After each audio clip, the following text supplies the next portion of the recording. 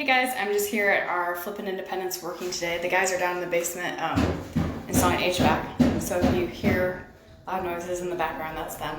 So I thought I would just show you, I am cleaning the shower today so that we can get our bathroom floor tiled and move forward with the rest of the bathroom.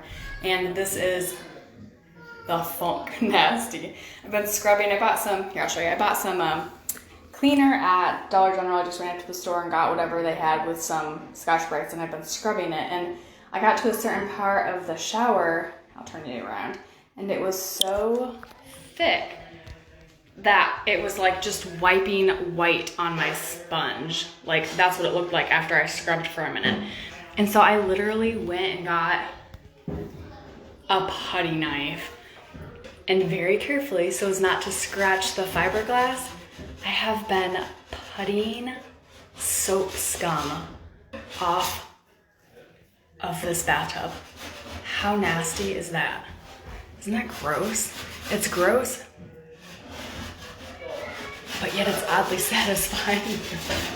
So much easier than scrubbing, by the way. I'll go back over it again, but like, isn't that disgusting? Look at it.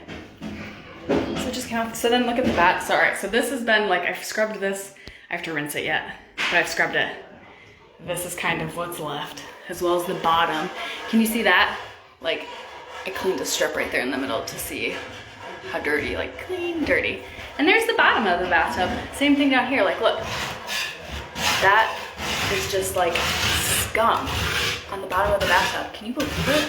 It's not like, can you imagine if this was your bathtub?